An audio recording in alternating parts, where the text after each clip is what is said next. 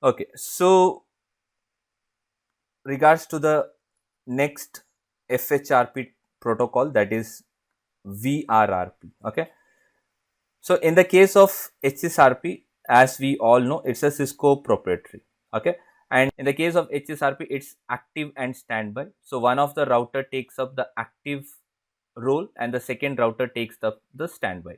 And to have the load sharing, we just had this discussion few minutes back where I can play around with the priority and I can just make active and standby depending upon the VLANs. Okay, so in the case of VRRP, it's a open standard. Okay, and V2 is going to support only IPv4. V3 is going to support both V4 and V6. Okay, and again they are not backward compatible. So as we learned in HSRP, then regarding the elected role, now in this case it's master and slave. Okay, it's going to be called as master and slave in this case, but as per the function they are very similar with your active and standby. Okay, so when you have one device acting as master, so it's going to take the responsibility of forwarding the packet and the second one is just waiting for its turn. So for some reason this goes down, the re-election will happen and the standby will now become a active and it will start forwarding the packet in the case of VRRP. Okay, regarding the states. Okay, in case of HSRP, we just checked it. There are couple of states like init, listen, speak, active, or standby in the case of HSRP. Whereas in the case of VRRP, it's only three states, that is init, master, and slave. Okay, so what happens, your in terms of timers, your VRRP is much more.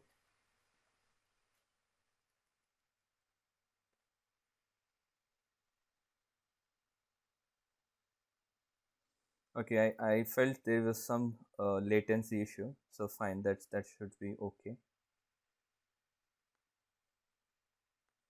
Okay, so in the case of timer, because of this reduction in the states, your timer is much more faster in case of VRRP. Okay, the second difference between HSRP and VRRP would be, let's say in the case of HSRP, by default the preempts are disabled.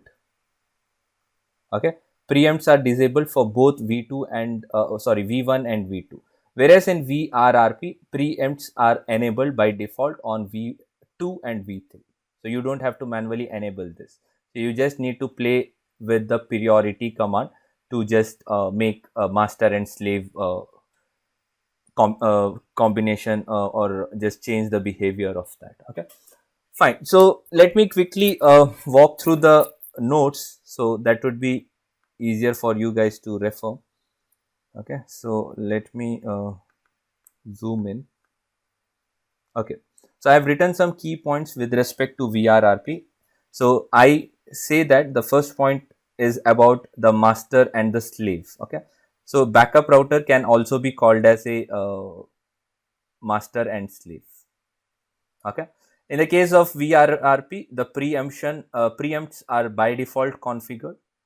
The MAC address of a VRRP is going to be in this format. Okay, so your version 2 is going to support 255 and then the version 3 will support all the 4095.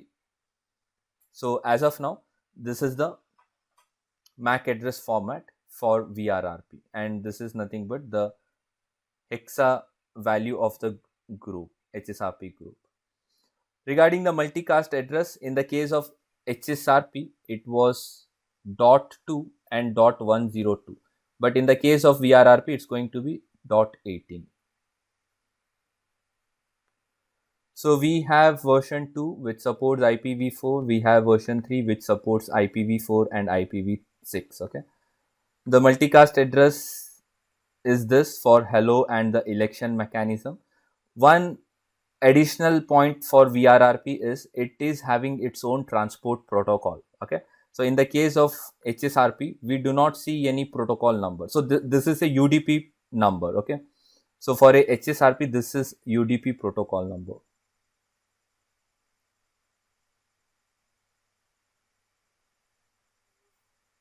This is a UDP protocol number in the case of HSRP. In the case of VRRP, it is going to have its protocol number 112. Okay. So we will see this in the packet tracer as well. Regarding to the timers, it's going to have 1 and 3 seconds. Okay. The default timer is this. And yes, there is few more additional concept in VRRP. Okay.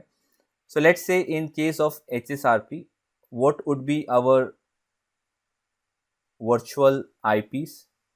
So let's say this is 1.1.1.1, this is 1.1.1.2. Now what would be the HSRP IP? It would be 1.1.1.3. Agree? But in the case of VRRP,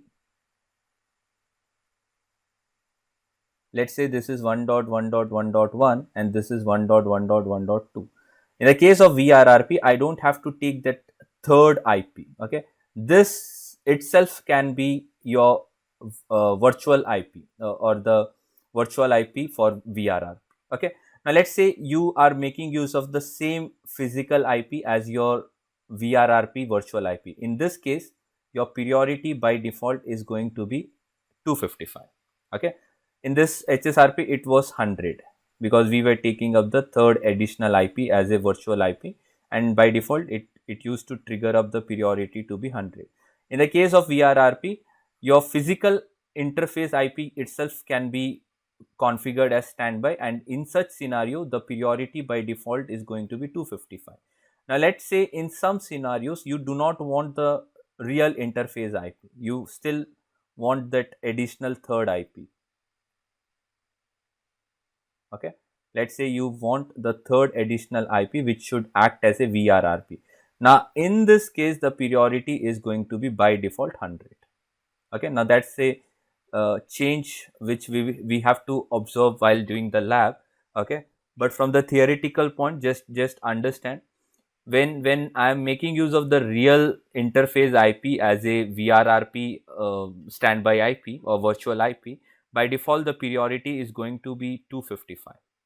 Okay, but let's say I don't want my physical IP acting as VRRP. I still go with the third additional IP 1.1.3. Now in this case, the priority by default will be again 100 on both the side. Okay, and we can just change and we can just go around with the behavior of master and slave. So that's something which I have written over on this points. Okay, load sharing is again very similar as per your HSRP. Okay, you just can make master for few VLANs on the first router. Similar way you can make masters on the second router. Just you have to change the priority values. Okay, these are steps to configure V2. Okay, I'm going to do this, so then you can just refer back. Okay, and from this diagram point of view, we have configured VRRP.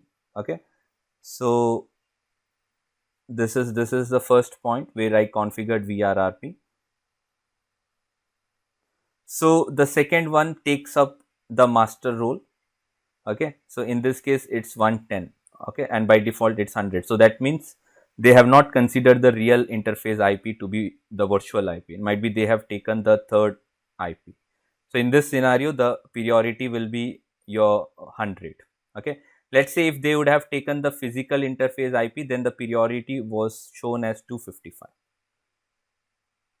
So in this case, what happens is when you enable VRRP, the MAC address is going to generate your MAC address table are now nothing but the VRRP MAC address table. The election will happen between the two. They will go through the init, master and slave state. Okay, they'll go through these three states and then they will decide who has to be master and who has to be the backup. So based on the priority, this will win the election. Let's say if the priority was same. Okay, so let's take an example when priority of both are same, 100 and 100. Now who must or who will win the election? It's your highest physical IP address. Okay, so let's say the physical address of this was 1.1.1.2 and this was 1.1.1.1. Okay, and I just enabled VRRP. Now who is going to become master? It's this router because of highest IP address. Okay, just considering the fact that priority, we are not changing the priority and we are just keeping the default priority, that is 100 and 100. Now the decision will be based on the IP address. But if you are bringing the concept of priority, you just made the priority of 110 here and you kept it 100. Now the IP address is not a uh, point to be considered for master and slave election. It will be your priority. The first preference is priority. If the priority is same, then the next tiebreaker here is the highest interface IP address. Okay, so based on that, the master slave election will be taken up. Fine, so let's go to the next step. Okay, so this is the three states of VRRP. It's init, master, and slave or backup, whatever you can call. Okay, so let's say I have two routers. Okay, so this was elected as master and this was elected as a backup. So for some reason this goes down or this comes up as a master. Now let's say this again comes up after few couple of minutes. Okay, now the re-election will happen. So what happens is this master will be put up into init mode, and now this over here, it will start from the init mode to the next mode, whether master or slave, and the election will happen and then they will form. So it's much more faster because we don't have multiple states in the case of VRRP. Like in the case of HSRP, we had init, listen, speak, and then decide whether it's going to be active or standby, right? It used to take some extra delay. But in case of this, if there is re-election, they are just going to put back into init state. Okay, and then they are going to decide who is master and slave, and then the things will happen. So only fallback is just put into init state whenever they're doing some recalculation, reconvergence, or a master backup election. They just put their state into init, and then once the priority and all other factors are been considered, then they will just decide who is going to be master and who is going to be the backup. So a simple process in case of VRRP. Okay, regarding the configuration, again nothing rocket science, very simple command. Just go to the interface, have your IP address configured. Okay, and just configure the VRRP. So what I'll do is I'll do two things now. One, by considering the real interface IPs, and in the second scenario I'll take the third IP, the one which I was trying to explain. Okay, so as you can see from the packet, they are just between init backup, and if they just want to put back, it's again going back to the init state. Okay, so this is with regards to the next version, that is version 3. So let's quickly do a lab over here for VRRP version 2.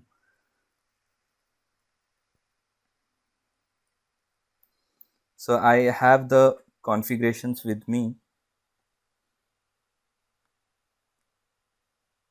So let's see if this is real IP. Okay, so in this case it's a real IP. Okay, so let's do for the real interface IP. So what I'll just do is I'll just reload these two devices so that my HSRP configuration get flushed up. Okay, I don't have to manually take down the no commands, all those things. So by default, a reboot will help me to uh, flush out the HSRP configuration, and I should be good with the new configuration.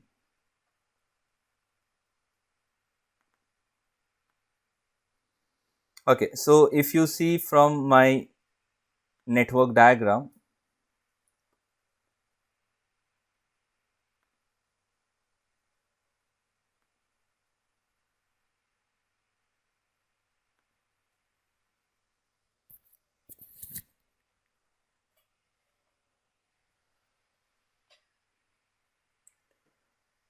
So what is the physical IP over here?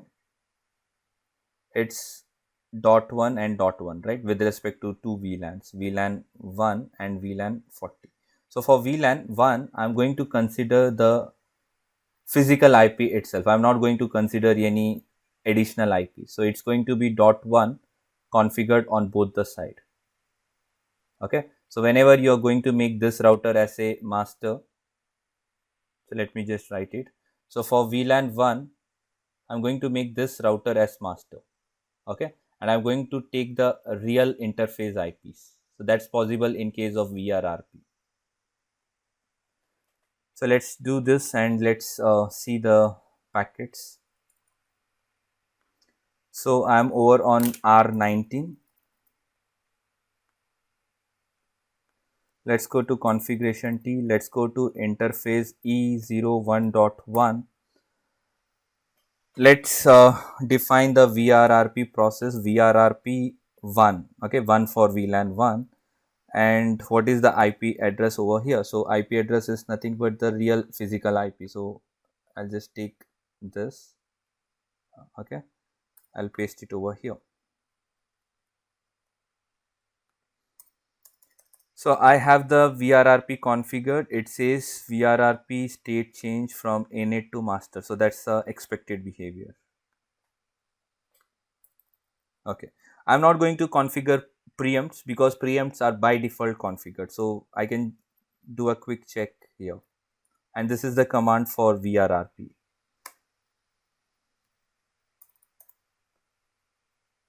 Okay. So if you see, as of now, I just have one configuration and preempts are already enabled. Even though I have not added up any additional line, the preempts are enabled. And what is the priority? When I take the real interface IP, it's going to be 255, not 100. Okay. 100 is in the case when I'm going to consider the virtual IP. Okay. In the case of virtual IP, the third IP, the priority will be taken up as 100 by default. But in the case of real IP, it's going to be 255. And regards to the timer, it's 1 and 3. Okay. Which is again a faster timer when compared with HSRP versions. Okay. Fine. So this is a configuration I did on one side, and what is the status now? So I don't have any. Okay, do show VRRP brief. Okay, now you can see few things here. That is, we have interface, we have the group getting configured for VLAN 1. We have priority. This is the time for the down interval. Okay. Now this is a new component added up in the case of VRRP. Okay. This actually represent as owner. Okay. The full form here is owner. So if you need a different contrast, so let me write it once again. Okay. So what is owner? So when you have master elected up, now this will show up itself as owner. Yes. Okay. Similar thing, if you see on the second, it will be shown up as blank, because for VLAN 1 or group 1, you already have master, and then master is going to have as is going to add yes. Okay. In the case of the election of master device, it's going to add additional s. Now this is preempt, so by default it's enabled. It has taken up the master because the other device is still not configured, so by default it has taken itself as master. This is the master address, this is the group address. Now let's configure the second box. Okay.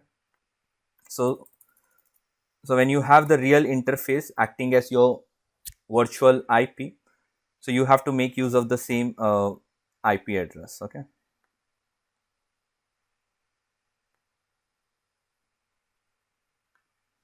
So let's go to interface E1.1 VRRP1.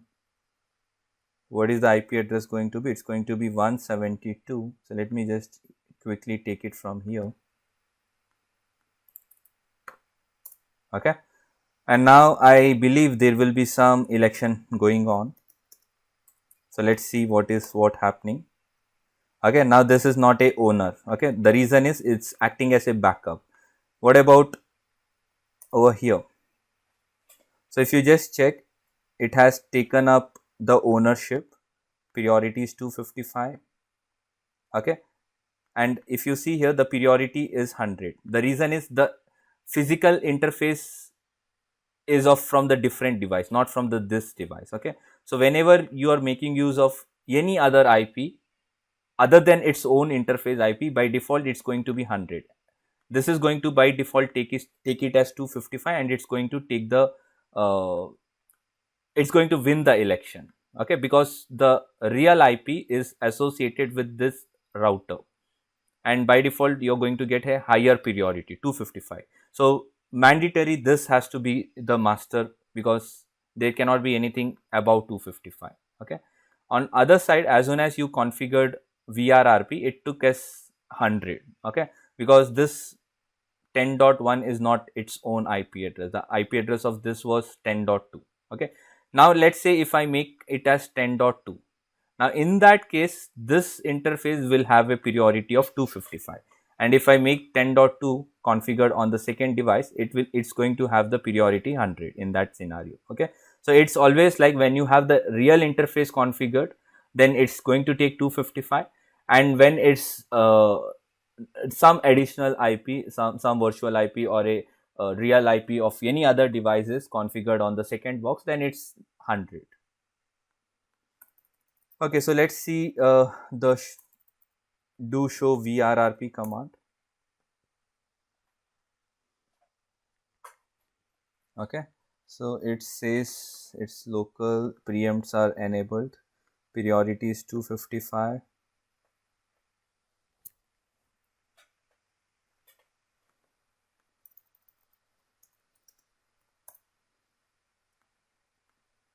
So it says virtual IP is this, virtual MAC is this, priority is this. Okay, let's see the election. Let's see what happens if I bring this down. So does it take up the master role?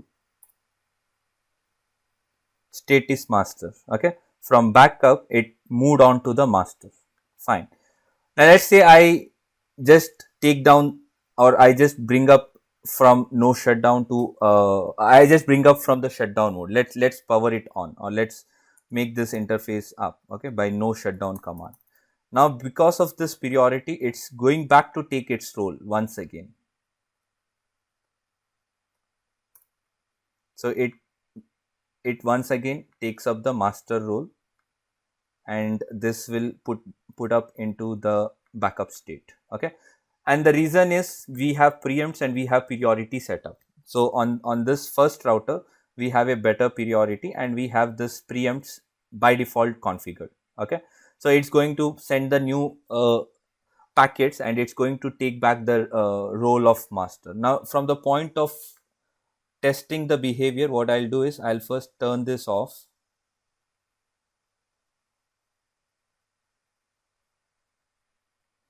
Let's open up the edit config, and now the virtual IP is .1. Okay, that's the IP which I'm taking up. Okay, so let's save this. Let's power it on.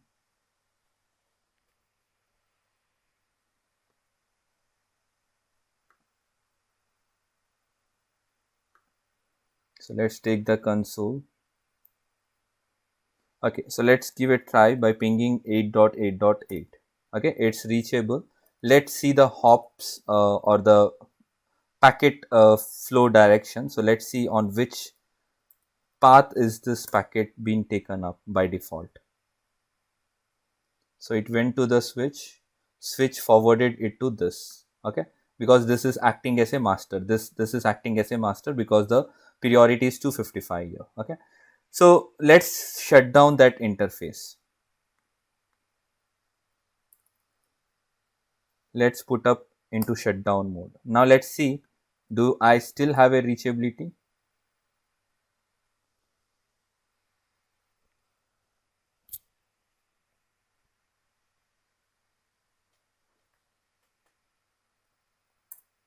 Okay, now let's quickly check the trace route. Okay, because as we know, there's a glitch with GNS.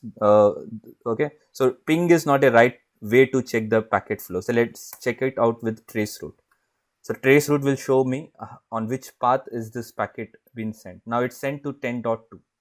Okay, so the switch is making the decision over on the second path, that is over on this path. Okay, and if you go with the packet level of information, so how is this decision made? This decision is made because of the switch. Okay, so if you see the MAC address table here, so what is the VRRP IP here?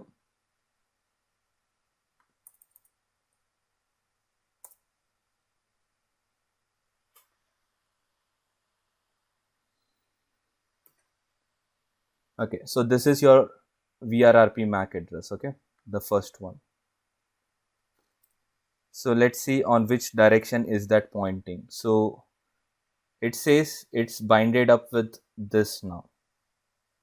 True. Okay, because this is down as of now. So it's binded up with this. Now if you go to the second box, second switch, so let's see where is the VRRP mapped.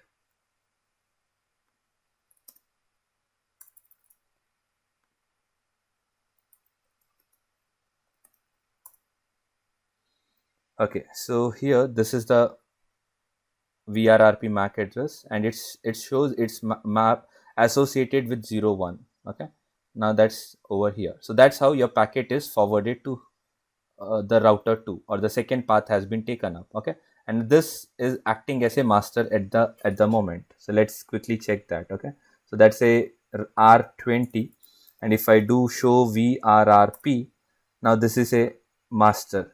Okay, let's revert back. So let's say for some reason my R19 comes up and it has taken back the master role.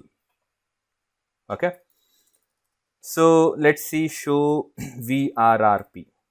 It has taken the master role, and let's quickly check the trace route once again. So let's see on which path is the traffic flowing now. So this is a drop because of ARP broadcast. Okay, now it took the 10.1. Now where is 10.1? 10.1 is over here. Now because of your VRRP master role. Okay, let's also check the MAC address behavior. Okay, because if we know that it's because of the MAC address, so let's see how the MAC address is going to uh, manipulate the flow.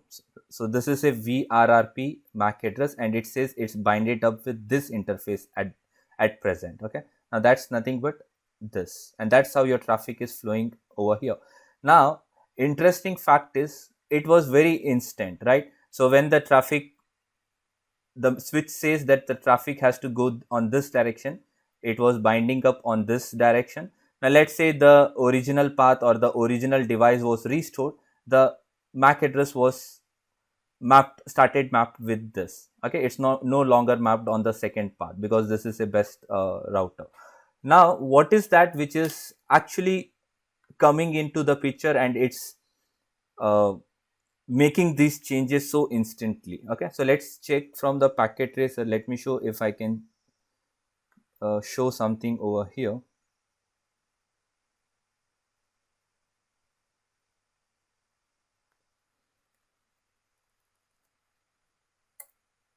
Okay, so it's because of the gracious ARP. Now this is one type of ARP, and what is the work of this gracious ARP is, let's say from switch point of view, switch 1. Okay, as soon as there was a failover, as soon as this was put into the blocking state, or let's say this was the new path, now the gracious ARP comes into picture. It is going to remove all the older entries. Okay, the older entries, that's nothing but which is associated with this. It's going to flush it. It's going to bring the new mapping. Okay, now this MAC address is going to get mapped with this interface. Now who is going to do that? It's your gracious ARP. Now this is one type of ARP which is also seen in almost every failover concepts. Okay, like when you have two ASA firewall, and if you are having a failovers, okay, now which is taking the responsibility of flushing the older data and bringing up the new data. Okay, if you just go with the theoretical approach, your MAC address will have 300 seconds of hold timers. Okay, so let me show you. Show MAC address aging time. So by default, your MAC address table will hold any bindings for 300 seconds. Now 300 second is like your equivalent to, let's say, 5 minutes something, 16 to 5, yes, 5 minutes, right? But did we wait for 5 minutes? It was very instant, right? It's because your gracious ARP is coming into active role. It's removing all your previous older entries, the bindings between the MAC address and the physical switch port, and it's bringing in the new mappings. That's why the traffic flow was instant, right? You just did a shutdown on one side and the packet was started flowing on the other side, right? So that's in the backend what's come into picture, and it start triggering up, or it start binding up the new port. Okay, so this was regards to VRRP version 2, but yes, I also have version 3. Okay, so what is the difference between version 2 and version 3? So I have made a columns, so it's based out of multiple factors. So as per RFC, the documented natures. Okay, so this is a documentation number for version 2, this is for version 3. What about the protocol? So version 2 is going to support just v4, whereas VRRP v3 is going to support both of them.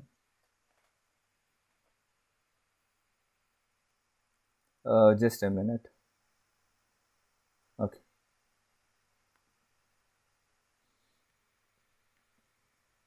Okay, regards to timer, it's in seconds. That's 1 and 3 seconds by default. Okay, whereas your version 3 are going to be in the milliseconds. The multicast address for version 2 is this, whereas the VRRP version 3, the multicast is this for IPv4, but it's going to be different for IPv6. Now this is the IPv6 address. Okay, this is not a MAC address. Don't get confused with that numbers or whatever you see on the screen. Now this is not a MAC address. It's a IPv6 IP format. Okay, so let me write it over here. IPv4 is 32 bits. Your MAC address is 48 bits, and your IPv6 is 128 bits. Okay, so in this case, this is a IPv6 address. It's not a MAC address. So for virtual router ID, in the case of IPv4, it's going to follow this pattern. And as we discussed in case of HSRP v2, when I have a IPv6 support, the MAC address was also changed to accumulate all your 4095 groups, right? So in similar with this, over here also, over here it's going to be this pattern. Okay, pattern different than your IPv4. IPv6 is going to have a different pattern. Preempts are configured by default on both the case. Okay, now it's going to be same priority, but your higher IP is going to win the election, right? So when I have two routers, in the case of VRRP, preempts are by default configured. Okay, so the decision now will be based out of on highest IP. So whichever is having highest IP will win the election. Whereas in the case of V3, it's your higher priority will take up the preempt. Okay, which is very similar for both of them. Okay, regarding VRRP enabling, your VRRP version 2 has to be enabled on interface. Okay, so I just went to interface E0/1.1 and then I enabled VRRP 1 IP and so and so. But in the case of V3, it's done on a global way. Okay, So the command will be fhrp vrrp globals. Okay, and that's how I enable vrrp in version 3. So let's quickly check the lab and we should be able to wind up this. Okay, so this is all about the steps to configure. Yeah, this is the command that I was talking about. This is a global command. Okay, so this is a global command in the case of vrrp version 3. These are the instructions to bring up version 3. These are the verification. Okay, so this I'll take in the next class. So let's do the lab for vrrp v3 now.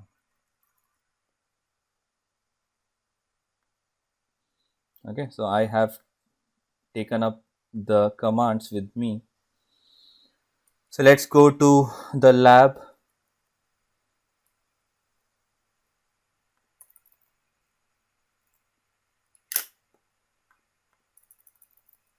Okay, what I would prefer is I would prefer to reload this so that the previous configuration get flushed out and I just reconfigure whatever I need to do.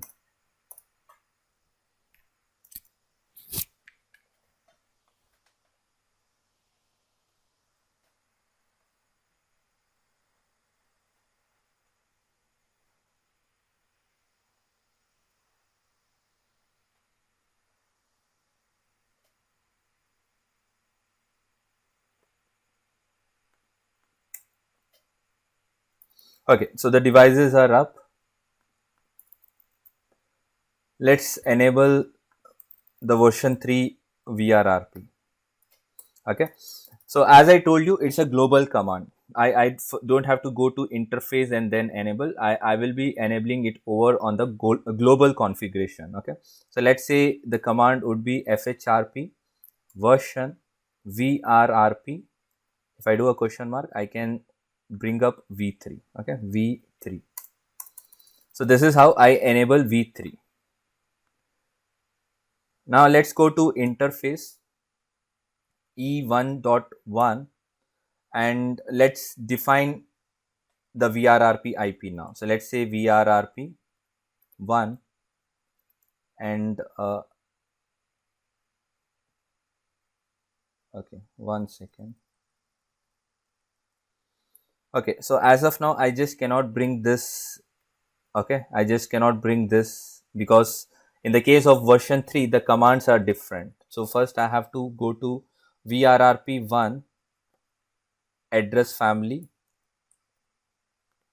and what I'm trying to configure. I'm going to configure IPv4, and over here I have to define my vrrp property. So let's say so let's just do a question mark. Okay, so what is the vrrp address? So let's give an address here. Okay, so let's say it's again the physical IP that I'm going to consider 172. So let's take it up from here.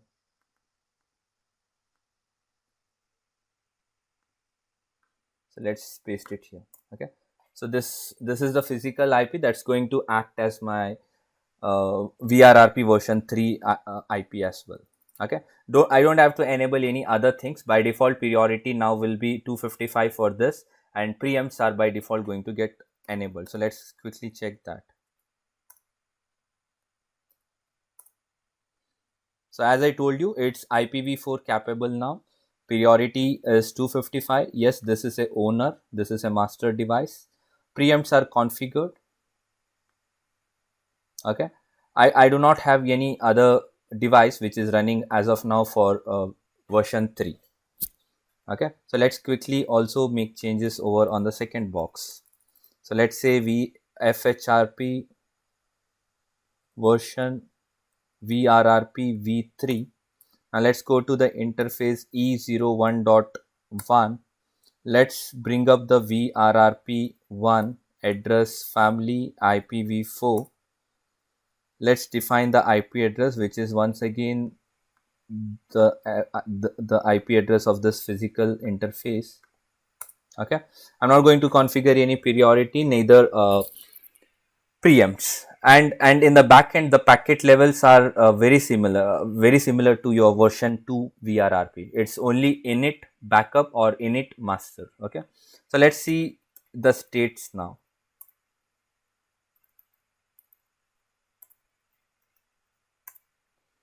So this has taken up backup state, and this is not a owner.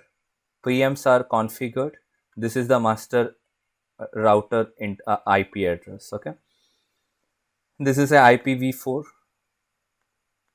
and if you check from this side, show standby brief, show VRRP brief, this is going to be your owner and this is going to be master. Okay, and the packet flow is very similar. Okay, now let's quickly check the flap over here. So let's say I have 0 1.1, and if I just shut it down, so it's going to be just a fraction of second to make this as master.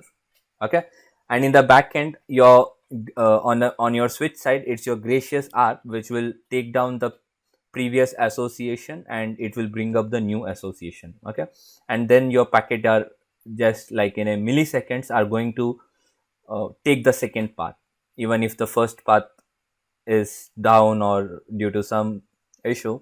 It's going to be just a few seconds for your packet to take the second path. Okay, so let's see the different packets here. Do show VRRP. So this is interface down. So let me check for this. So this is master. This shows me the duration, virtual IP.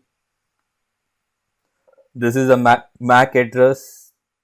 This is the advertisement interval, which is in milliseconds. Okay, preempts are by default. Priority is 100 because that's the other device IP which is acting as a real. Okay, so in this case this will be 255 because it's a in owner mode, whereas this is just a for this interface it's just a virtual IP only. Okay, this is a master, this is an advertisement. Okay, regarding the packet flow,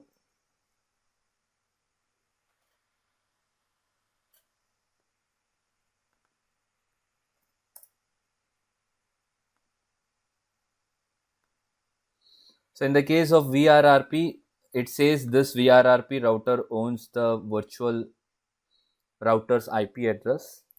Okay, there is no authentication enabled. If there was authentication enabled, the checksum value will be calculated. Okay, so checksum is associated with the authentication factors. What is the protocol number that we discussed?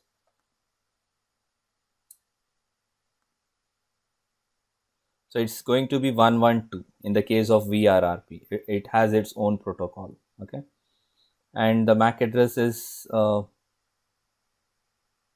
shown here. These are the IP headers. Okay, DSCP. These are all the different IP headers, TTL values. So this is an actual payload. The payload or the data here is a VRRP packets. Okay, so it says it's on version 2. It has a packet type, the version number, the advertisement, router ID, all other relevant things with respect to VRRP. Okay, let me see if is there anything that's pending. Okay, so it's fine. We just covered everything. And yes, regarding to the tracking, it's very similar to the HSRP tracking. Okay,